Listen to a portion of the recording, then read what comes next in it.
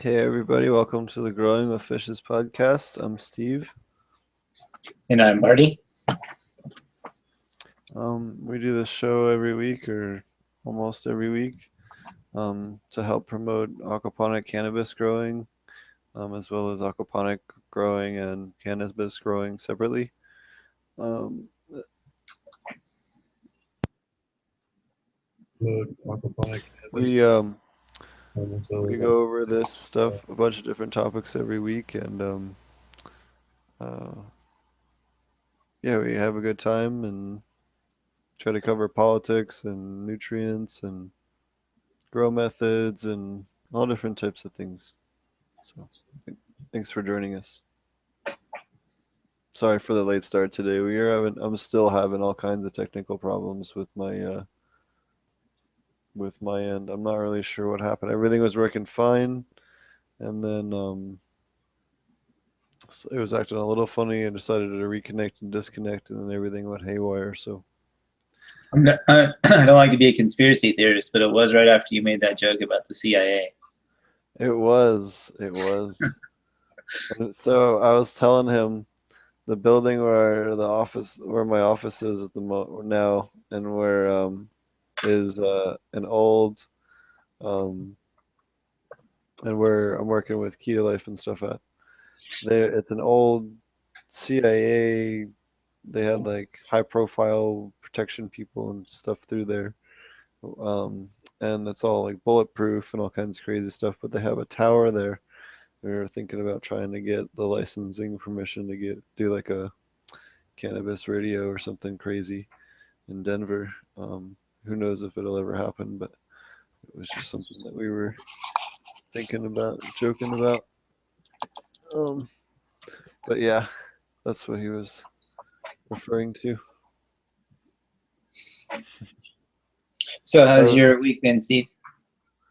week's been good. We've been working on my life's been totally crazy. So before I go back to Jamaica, I'm going out to Humboldt. We'll be out in Humboldt working on some projects out there. So we'll have some really cool footage of some stuff out in Humboldt. And starting after the 15th. And what else do we have? Yeah, a bunch of different stuff going on. We have a bunch of different things in the cooker. Um, there's some cool stuff coming down the pipeline in the nutrient end. Some cool new delivery methods and some cool stuff you guys haven't seen before um, that we've been cooking up. Um, yeah, it's pretty dope. Trying to think what else. Nothing. Just I'm about to move my grow that you guys have seen in the videos over to a buddy of mine's house here in a week or so when he gets back. Um, and that'll be you'll continue to see videos and stuff from that setup. Um, just I'm giving it to someone that can take care of it and will listen to instruction and all that while I'm gone and things. And they're gonna take good care of it and be able to keep good doing those video series like I was doing before I left for Jamaica. So that'll be really really good for everybody to see more aquaponic growing stuff. Couldn't And talk your girlfriend into doing it anymore, huh? well, she just got a bunch of other stuff going on right now, and she's actually got. And I'll see if I can get some footage before I head out from Colorado here on the up in up north of here, up at a big hemp farm. We're actually doing a big test with biochar in the field with hemp, so we'll see how that works out. It'll be really cool to see. That sounds cool. Yeah. And then what else do we have going on? I think that's about it for now. Some other things going on, but I can't talk about those. Um, there was one other thing. Shoot. Oh yeah, we'll be out. I'll be out popping around on the West Coast if anyone's looking to get together. I'll be out between in Northern California and Oregon the end of July. So if anyone's around there, definitely let me know. I'll be up visiting Marty and stuff. So um, Yeah, sounds good. yeah, definitely let me know. That sounds How cool. And about then you said you'll be in Humboldt around the 15th, right? yeah, and then after that I'll be in the Humboldt for at least through the winter, at the least at the moment. Well, until I go back to, unless whenever our stuff gets further along in Jamaica, um, and our gear gets there and all, we'll go back down. But that won't be for at least a month and a half at the earliest. So it takes about a month and a half to get everything together and get it shipped. So whenever that is ready to roll, we'll head back down there, and then we have some other stuff going on in the Caribbean, some of the other Caribbean islands that we'll be putting together. Actually, have a call about that tomorrow, um, about all that stuff. So, yeah, we'll have some other stuff to show off to you guys later once it's finalized and all that. What about you? um, well, not a whole lot's been going on garden wise. Pretty much just been maintaining at this point. Everything's looking pretty good, getting some pretty good growth. I haven't had a top water in a while, so that hasn't been an issue. So I give them tea about twice a week, and that's about it. So the indoor is probably like 2 weeks or week and a half or so into flowers. So not much happening there yet either. How do you like the dual root zone plants so far versus the non that you've grown in the past? Well, I haven't noticed too big of a difference. I think I'm probably at the point in the indoor to where if I was going to top dress with something else, now would basically be the time to do it. And when they're about 2 weeks in the flower and they start, getting ready to start really sucking up some nutrients to start forming flowers and pre-flowers and all that. Um, so I've just been the same stuff that I've dosed into the system before, whether it was in the tank or in the bed or whatever. The same worm juice essentially that I mixed up before, I'm just putting into the dual root zone. And so in the outdoor, I definitely noticed that the plants are more stable in the wind, so I don't have to worry about them. Like, none of them really broke last year, even though we had 40-mile-an-hour gusts. They were all the stalks were very healthy, but what would happen is the plant would tip over in the media. So it would just be the stalk is still straight. It's not bent over. It's not crooked. It's not snapped. But the whole plant shifts over, which wasn't really a big deal. But I did notice that having a little bit more of a base prevents that from happening. So that's definitely been a bonus. And yeah, other than that, I haven't really noticed too much of a difference. I haven't really noticed you know, um, functional wise, there doesn't really seem to be a difference once you set them up.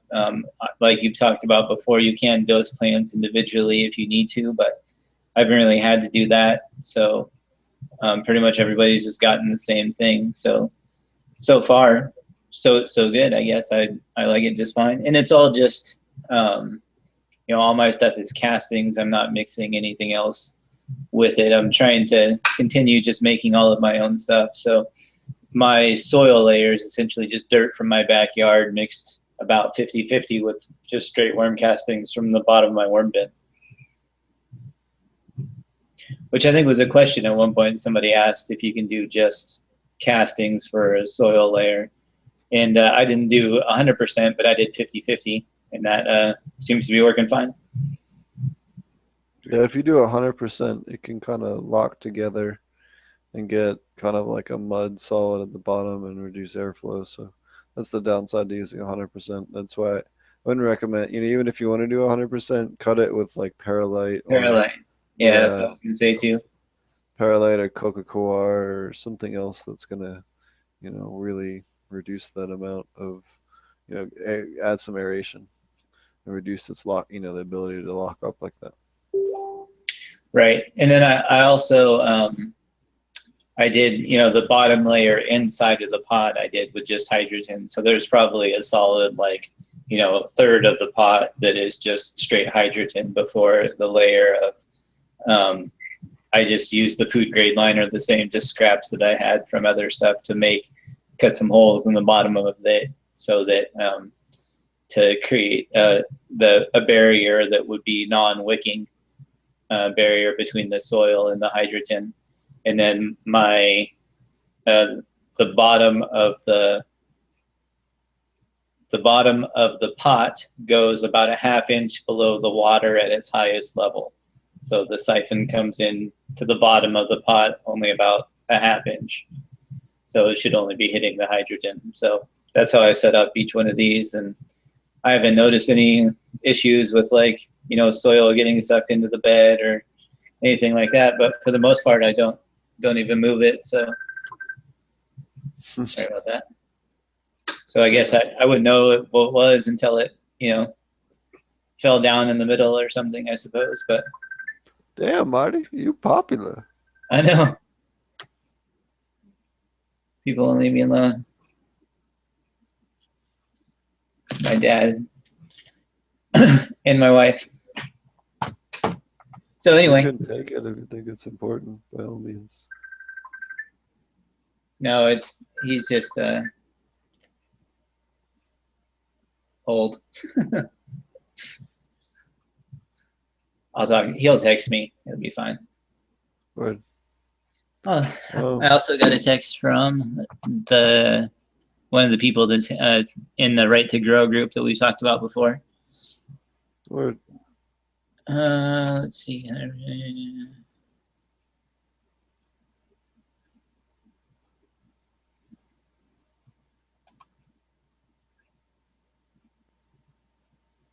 Interesting. So yeah, I haven't really talked about that yet, but I got I'm not going to show it on camera, but this is my extortion letter from Jackson County that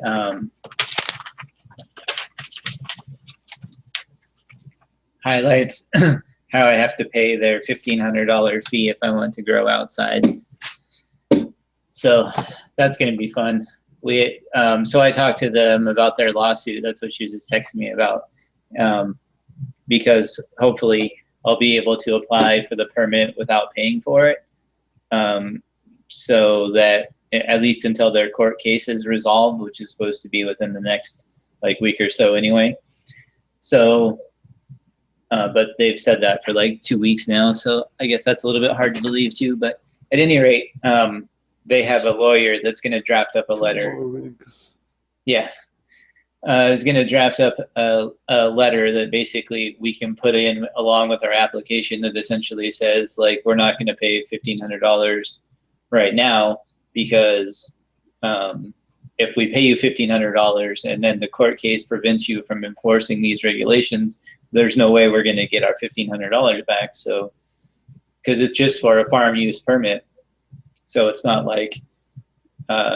it's specific for cannabis growing. So even though they're using it that way, they would still just go ahead with the application and give me a farm use permit, even though I wouldn't technically need one for any other reason. Just get some goats and some chickens and just go. If you got the farm use permit, man, just go full obnoxious with it. That's the thing, why not? I can have goats and chickens.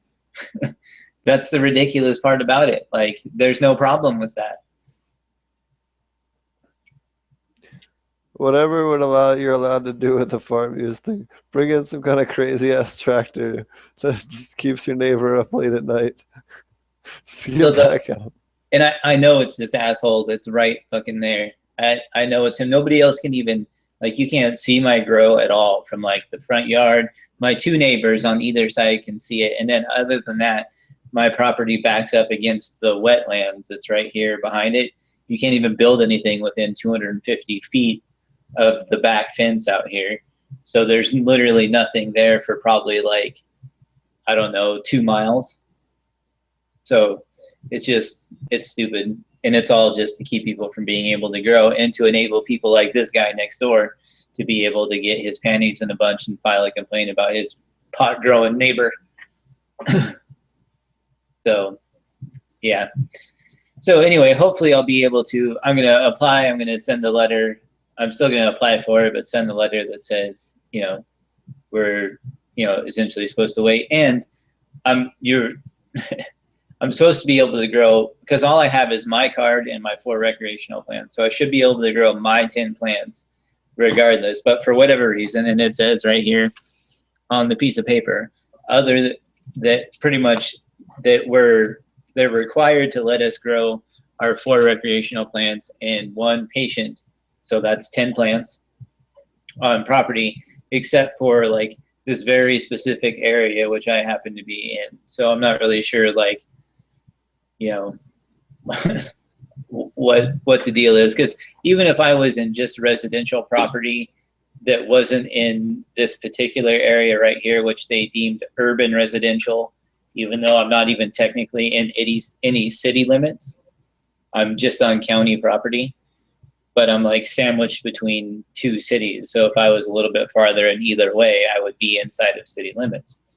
So it's just this weird inclusive area to where they're treating this entire area like it's still inside of the city that it's not inside of. So my theory is there must be like a council member's dad or something that lives over here or some ridiculous crap like that. Or property values. They're probably trying to manipulate property values for some, well, I guess for profit, I guess technically, right? So that's what I've been dealing with, is trying to decide how I move forward with that. So I'm hoping that I'll either do 1 of 2 things. Either I'm going to pay the $1,500 and then hopefully be able to have more plants. So I'll go find like 3 more patients and be able to have 24 total plants. And I'm going to line his fucking fence with giant plants. And then I'll just like do all my trimming on the front porch, which is right like facing his porch.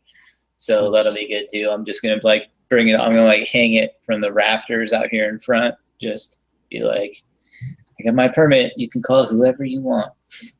I like get a big industrial fan to like blow the smell in his direction. Burn all the trim right in your yard. 55-gallon drums blowing the smoke right in his house. Mm-hmm. Yeah, I'm gonna find like the most Rasta looking dudes that I can find to just sit on my porch like 24/7 and just like blast music and do nothing but trim weed and roll fat joints. Just be like, every time he walks outside, I want him to be like, you walk out and be like, hey man, can I help you with your trash, man? Every time, man, be like, you want to hit? Just, yeah, I'm so sick of it. Look, I tried to take the high road. Like, I have my shit way in the back. Like, you can't even see it. Like, if he's even up here at his house, there's no way that he's even going to smell it from back there, even in full flower. Like, maybe a little bit, but at least I'm been trying to be considerate. I don't, like, the neighbor who grows on the other side is definitely not. So, you know, he does basically that. He opens up his garage door in the front and sets up loud speakers and music and has a bunch of his friends over, and they all trim in his garage and in his driveway and everything, and it pisses off the neighbors. So, you know, at this point, I'm thinking about going that route. Like, why the fuck not?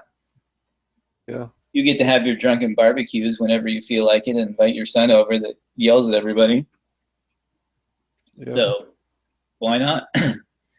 I just, you know, it's just annoying. They're not even in flower yet. The plants are like, I don't know, 2 feet tall. And I have already filed their complaint. It's ridiculous. I don't understand who's petty in that way. So it's ridiculous. Enough venting about that, I suppose. Because other than that, everything looks great. I think you probably saw I posted a couple of pictures yesterday. So yeah, it's been looking real good. Getting lots of new growth. Everything's been pretty much on the same. I've been comparing it to last year, and I put out a little sooner this year, but as far as like, if I count it from when I got everything set up and things established, then it's, you know, pretty much seems to be on about the same pace. So I'll be pretty happy with that. If I can reproduce the same results as last year, then that'll be good. And hopefully I'll have a little bit bigger plans, just because they'll have like an extra probably about 2 weeks worth of veg time this year than they didn't have last year. Nice. So yeah, how you said you're going to move your system, right? How is that? Are you just going to load it up and Yeah, we're just gonna take it down, take the flower down, then take the veg down, and then set them back up. So, are you going to wait till you're like in between flower cycles, or are you just going to try and move the whole well, bed? right now Plants all? this flower room is pretty much empty. There's one plant that just needs to get taken down, and then Cool. that room will be ready to just get disassembled and moved. Um, but it's not gonna get moved until my buddy gets back in town. He's out of town next week, so he leaves tomorrow. So yeah, but yeah, it'll be good because we'll be able to get a lot more footage out of that. So Yeah, that's cool. yeah, I was just trying to figure out what to do with it because I won't be around. I'm gonna be bopping around so much. I just wanted to make sure we can get some kind of constant footage out of it. Trying to set it up so that we have, can start doing weekly videos from the system again like we used to do. Yeah, I try to shoot for once a week at least. Seems to be pretty reasonable. Oh yeah. So I had an interesting thing that I wanted to bring up that I found out. So there's the whole thing going around about the DEA rescheduling, and nobody really knows what's going to happen yet. Some people get their panties in a bunch or whatever about it. There's a lot of crazy implications on what could happen depending on how the ruling is implemented, and what they decide to reschedule it to. But one thing I wanted to bring up on that is that Scott's, who's owned by Monsanto, is suddenly trying to buy up like every fertilizer company that you can think of that's a smaller company. I'm not going to name any, but I know of at least 6 or 8 companies that are smaller, nutrient companies that a lot of people use that have all gotten like crazy offers from them. Um, so I'm just kind of curious if they don't know something that the rest of us don't as far as which way legalization is going, which would explain why they're trying to gobble up all these other companies. Yeah, I heard a little bit about that. I think somebody posted. I don't know if it was just one of my friends or if it was in a group or not, but they were talking about that same thing. Yeah, Scott's has been throwing offers at everybody under the sun lately. So I just found that very interesting, and I don't know, might be a good sign as far as the legalization war. Not to look into it too much because who knows, but it would seem that way. There's some other cool stuff that happened this week. There's the California is going to get their legalization ballot. I know there's controversy as far as how the ballot initiative is. I don't actually know a whole bunch about it yet. I'm going to actually educate myself on it before I, pick a stance on it. I need to, so I'm going to read up on it the next week or two, um, especially since I'll be out there for the fall, or at least a good chunk of it. What was it? Oh yeah, so they did a big study in cannabis in regards to Alzheimer's, and they found that it helps remove plaque-forming proteins from the brain as well as other parts of the body and flush them from the body, THC especially. So that was pretty cool, to see that, especially for those older brain diseases, that cannabis can have a huge impact. That's huge.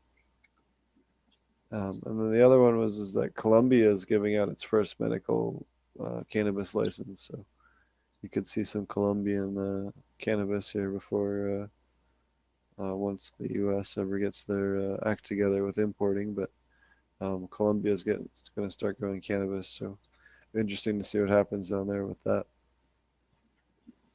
Yeah, I think it's going to be really interesting as the rest of the world starts to, rethink the way they deal with cannabis, how and when rescheduling happens. And, obviously there's a lot of different options for them to reschedule it too. And all of those have, different impacts on the way it's going to get dealt with. So it's going to be interesting if they do it, and also when they do it. And then again, on top of that, where they reschedule it to. All of those have different outcomes, I think. Cool. So some of the other stuff I want to talk about is the nutrient I want to talk about this week was manganese. Manganese is one of the nutrients that gets depleted in an aquaponic system, especially older aquaponic systems. If you look at both Dr. Leonard and Dr. Ricosi's stuff, their longer term depletion levels, it was depleted in both of them. And there's some other stuff that we've done back at my old job that, and working with aquaponics, that showed that it does get depleted over time. There just isn't much in any of your food or any other sources that are being inputs into your system. It is also will show as an iron deficiency or ironish deficiency in an older system, like a year plus, in a system where you otherwise have been dosing iron and everything else seems, kind of okay. And usually it doesn't happen until at least six to 12 months into the system's age. Really easy and cheap to replace. And it's responsible for photosynthesis, respiration, and nitrogen assimilation, similar to how we were talking about the molybdenum helping make the nitrogen available to the plant. Right. It helps the nitrification process, right? Yeah. So manganese also helps with that process as far as the proteins and things that are involved with that. So the ideal manganese level is 0.5 to 1 parts per million for an aquaponic system for cannabis, and then you want to use manganese chloride, or manganese sulfate. But neither one of them will have any effect on your pH much at all, and then especially in the dosages that you're going to use them with. And then yeah, it's just a one of those few things that, especially in older systems, maybe you dose it once every 6 months to a year kind of thing. If you're going to dose it just directly, as far as mineral wise. Well, speaking of which, I got that that iron from the aquaponic store. Was it True Aquaponic store, right? We had Roger on a couple weeks ago. And so I ordered that up. I'm going to go grab that real quick so I can show everybody what that looks like. I'll be right back.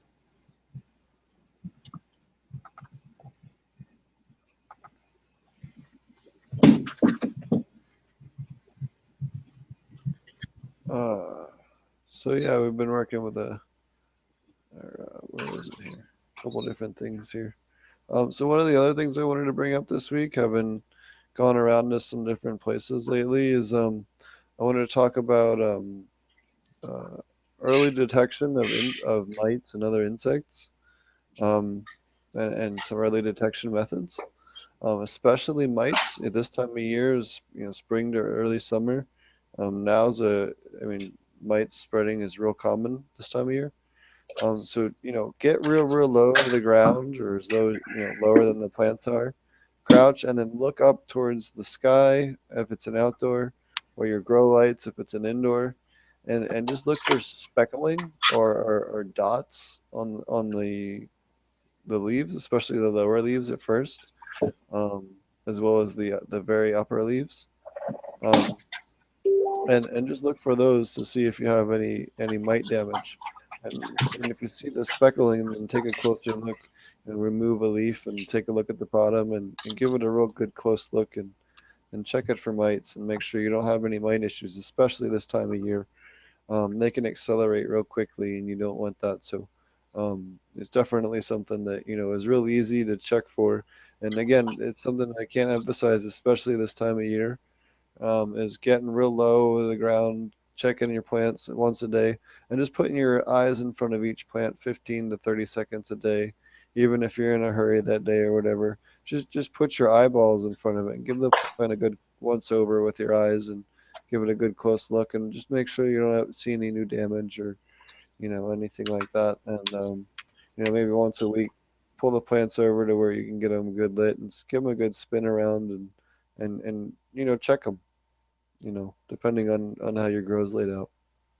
But make sure you give them a good once over every week or two, at the very least. But definitely try to check them every other day or every day if you can.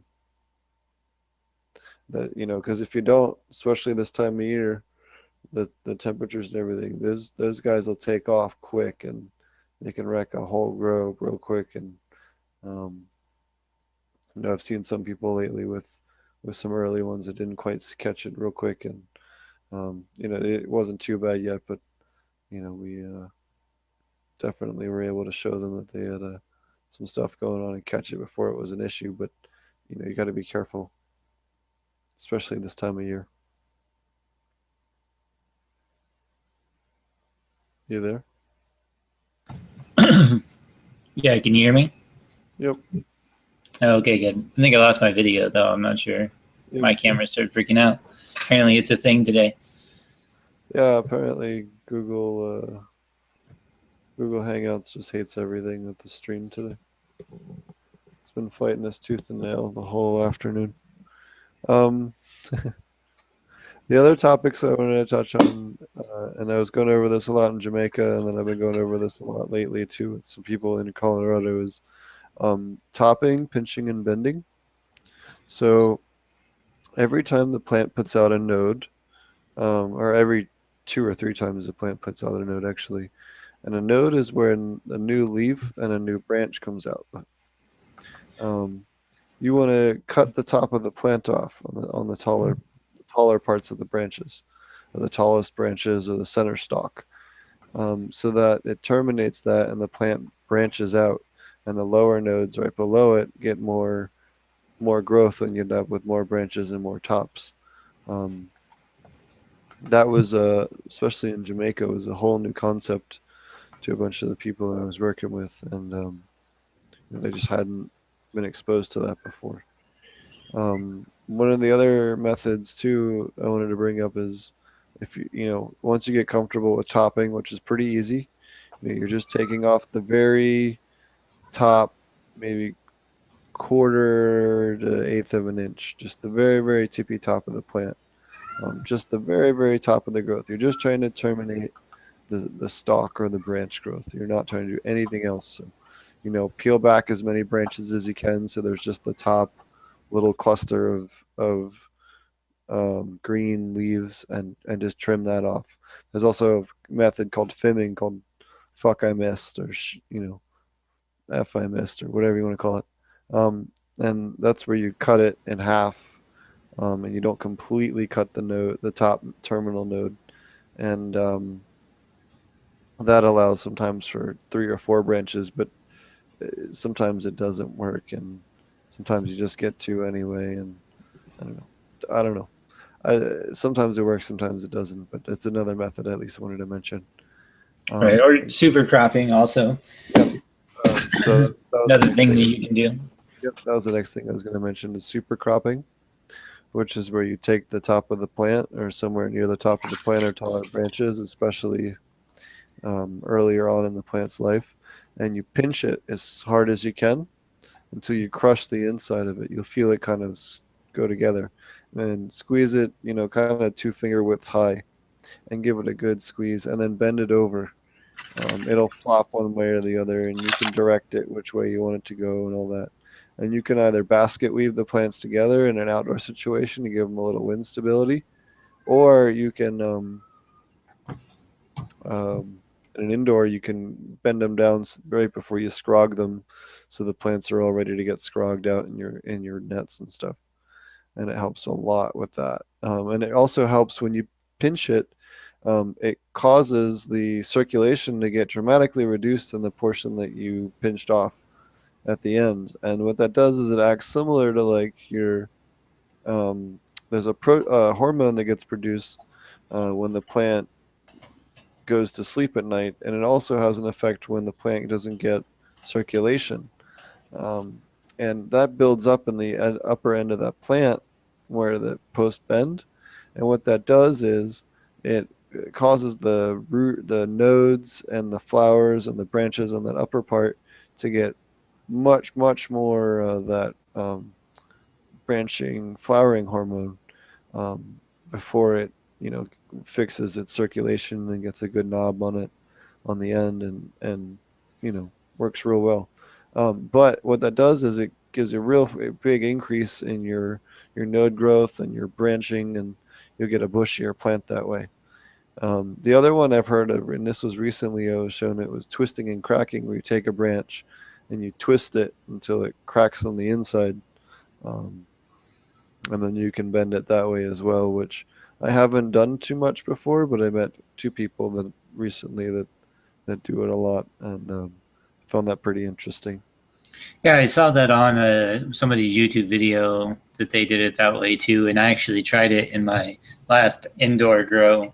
I tried both twisting and pinching, both, and it really does the same thing as long as you snap that inner stalk of the plant or whatever you want to call it. Then, I think however you do that, whether you twist it or you snap it, as long as you can do that without splitting the outside of it, that's essentially that. And even if you do split it, you can, obviously just wrap it a little bit and it will definitely repair itself. But I think ideally you want to be able to just snap the inside without splitting the outside.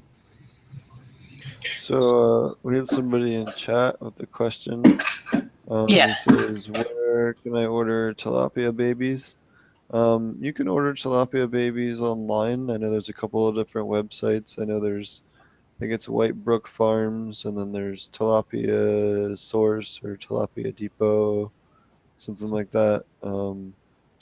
There's a couple of different websites you can order from, or on a lot of states, you can look up your local state's fish and game website, and they'll have a list of certified vendors of game fish, and almost all of those guys have some tilapia or can get them in. And you can always find a guy that's near you, and they can just get them in for you, or they might even have them in stock. If not, they can direct you to someone that's legally certified in your state, to direct you to. Yeah, here in Oregon, they have a list that you can get from the state that is all the hatcheries that are certified by the state and to sell different kinds of fish. So it's usually just a PDF you download off their website. That's what it is here in Oregon, anyway. Yep, most states are easy. Not all states, but right.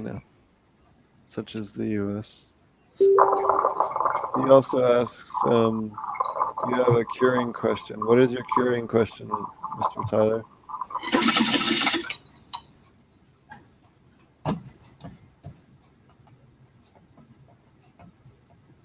Did you have any other topics, or what other things did you have going on lately, or things that have come up? Not too much. I'm still babysitting the catfish eggs. So they should be, from what I understand, they should only be about 10 days or so before you start being able to see them inside the eggs. So some of them are turning different colors. So like some of them are turning a dark color, but I haven't, they're under the water. So I haven't really got down there to see, but I would assume that that the dark color is being able to see the fry starting to form inside. So still babysitting those, but other than that, they're still just fish eggs. And not really too much system wise. That's it, pretty much it. And then I went and got this iron from the True Aquaponic store to be able to show you guys, but now Google Video is not cooperating. So show you that. But I did order that from there, and it was relatively easy to mix in. And I just did a little bit because I already have iron in my water, but I wanted to be able to have this to show you guys. So I guess I'll do that next week. So yeah, I think that's pretty much it for me. I don't really have too much else going on, other than the legal stuff, which I already ranted about and don't want to rant again about. So that's pretty much that. Do you want to talk any more about the lawsuit that's going on there? Is there any updates or anything with that, or? Well, it's pretty much coming to a head. They are pretty much going to have to rule on it within the next few days. So that will basically, and the injunction is already filed. So basically, if the lawsuit gets accepted, then they have to accept the injunction, which will prevent them from enforcing any of the laws that are involved in the lawsuit that has already been accepted. So that means that as long as both of those two get accepted, then I won't have to pay or do anything. They won't be able to enforce any of that stuff, any of those regulations that have to do with growing inside or outside, or the increased regulations on plants, because where I'm at currently for the state, I should be able to have at least 24 plants if I want to do reporting, which means I have to track all my seeds and clones and how much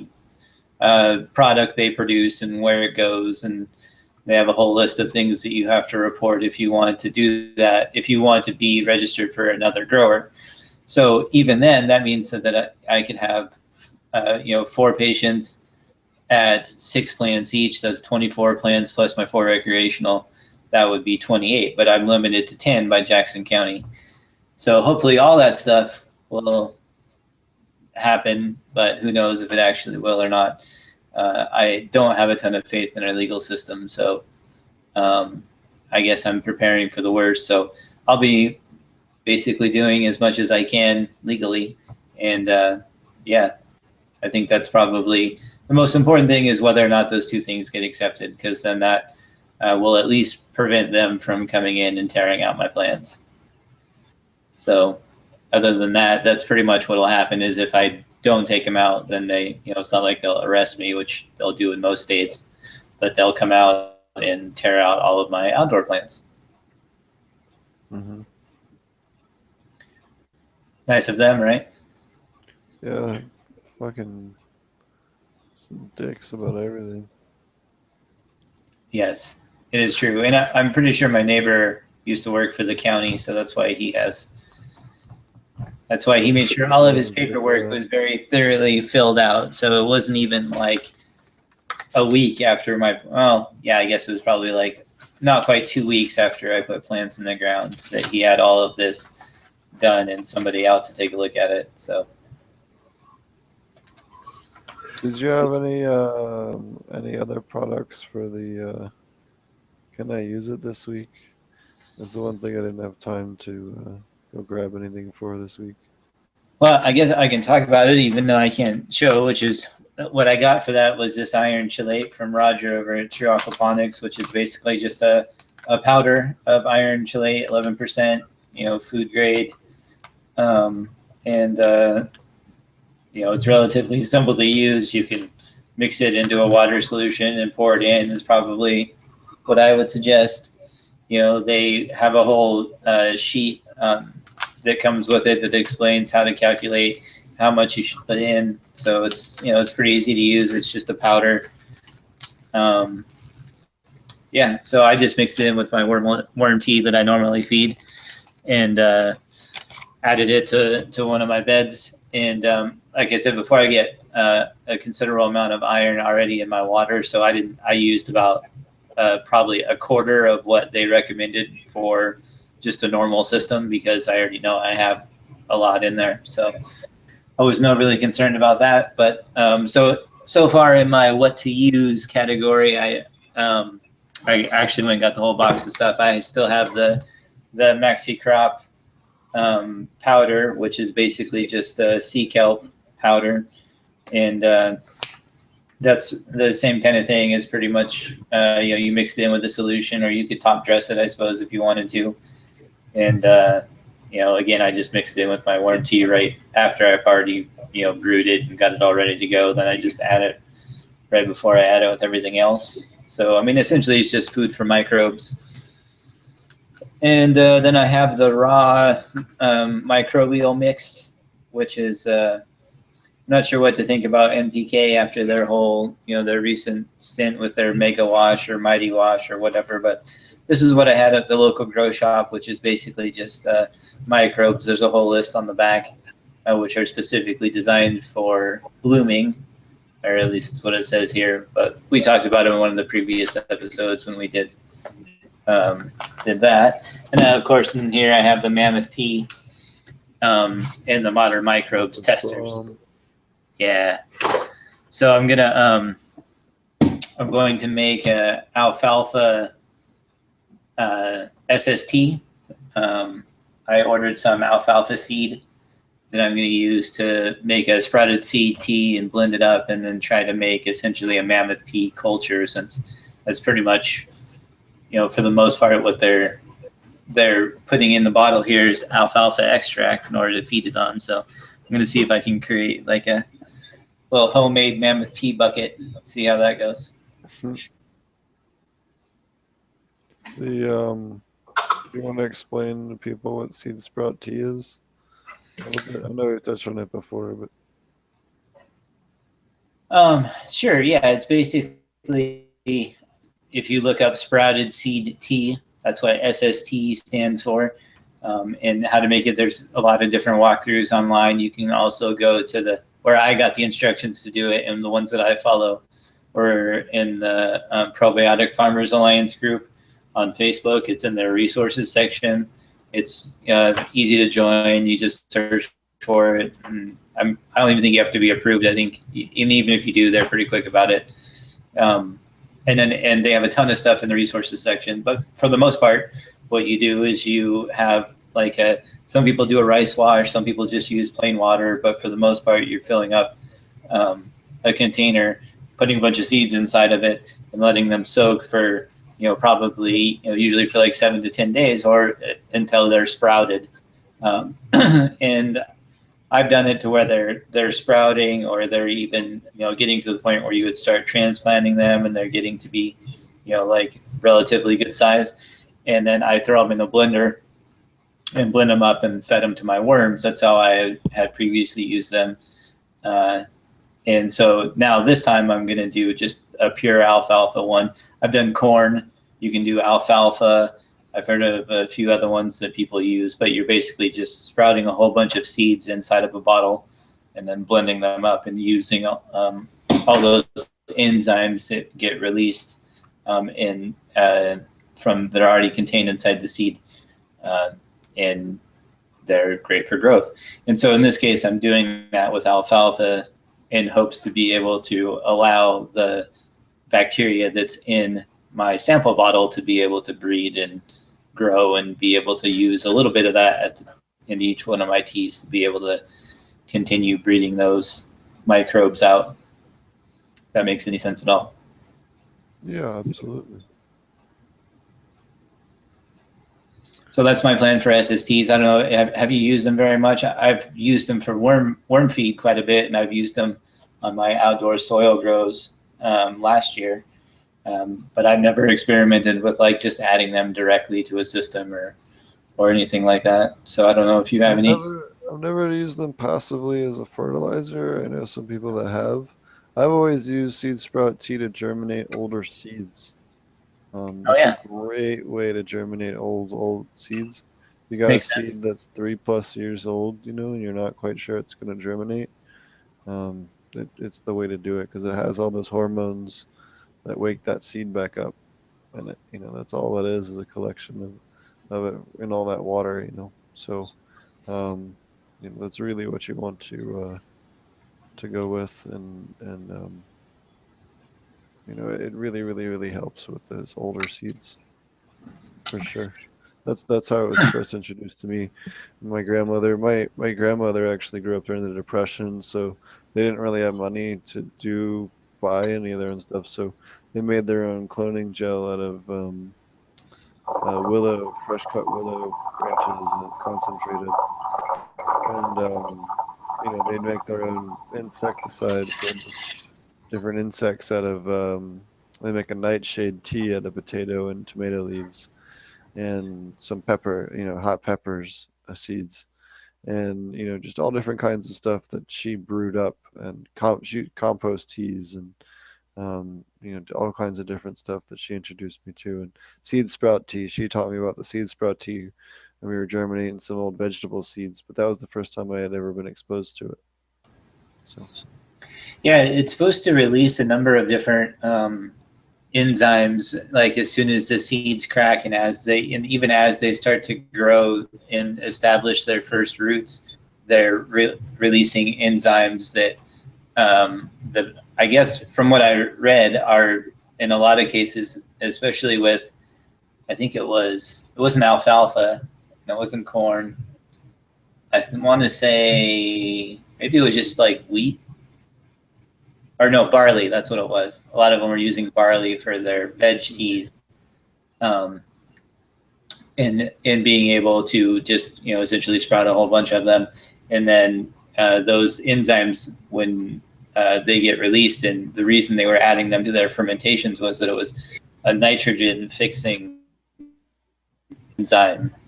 But that was just what some dude posted in PFA. So I don't know if that stands up at all, but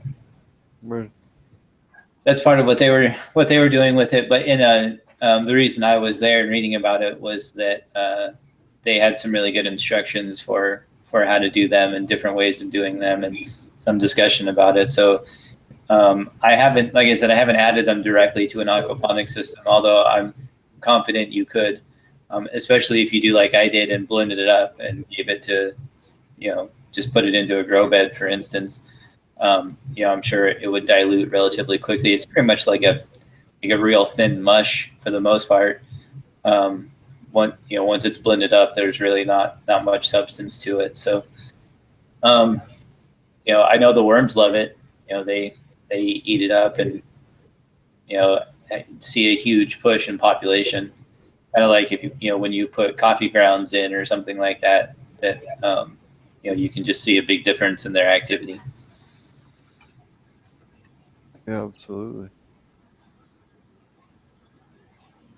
So that's my sprouted seed tea experience. It's relatively limited. I've only been doing them for a little while. My buddy that's a big organic grower and been a member of PFA for a while and done his last few grows with that sort of bokashi style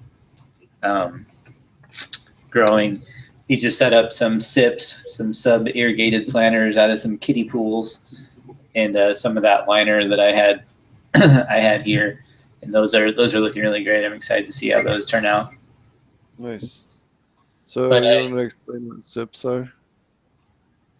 Yeah, SIPs are sub-irrigated. Stands for sub-irrigated planter. So it's sort of, I really look at it really similar to dual root zone. In that you have a layer of soil up above, in this case, a small water reservoir that you basically keep full of anaerobic bacteria in a relatively low pH to what you're used to in a water reservoir, and allow that bacteria to sort of take over that lower section. And then for the most part, all of your nutrients are top dressed in, like when you start flower, they top dress with dolomite, different things like that. So if you look up, like Earthbox is a great example of a sub-irrigated planter system.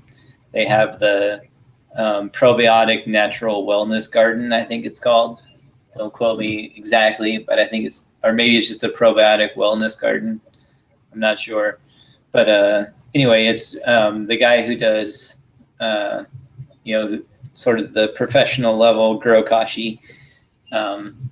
The original, if you were, I think his name is Alan Alkinson or something like that. I can't remember right now. But anyway, he was the one that posted all that and got together with Earthbox to create that that system. But you can even, they've had, Earthbox has had their stuff around for a little while now too. But that's their combination project, and they've had some great results with that. So definitely check those out. It's a great way to get started if you don't have anything right now, or you don't want to build an aquaponics system, or you don't have room for it, or you might be in a situation like Steve is where you're going to have to move it. So it's relatively easy to move. They're relatively small size planters, and it comes with all the instructions, and it's really probably the simplest way to just get started growing like quality probiotic stuff with a relatively low learning curve, to where everything comes in it. You just basically put it all together, top dress a couple of things when they go into flower, and make sure that your water is at the proper level, and that's pretty much it. So sub-irrigated planter is not really that much different than a dual root zone, in that you have your top layer of soil, and then the plants reach down through that soil underneath it to be able to get their water. And so 90% of the time your soil isn't even wet up at the top. And so they have a term for it, I forget, like biomimicry or something like that, where they're basically attempting to recreate in nature the way that plants reach down into the water table below the ground to be able to pull up water, as opposed to rely on being top watered by just rainwater constantly. So that's the, I guess, the abridged version of sub-irrigated planters. Yeah, and for anybody that's been listening to Dude Grows, it's similar to the guy's Scotty's hempy buckets. Real similar to his hempy buckets. I haven't checked those out yet. I'll have to see what they're up to. But and like I said, it's really similar to do a root zone or whatever. Basically, you're just allowing the plant to reach through the soil. And in our case, when we're doing dual root zone, where it's basically a giant dual root zone, or giant sips it's an aquaponic sips, technically speaking, other than we use anaerobic bacteria primarily to control our environment. Does that make sense? Yep.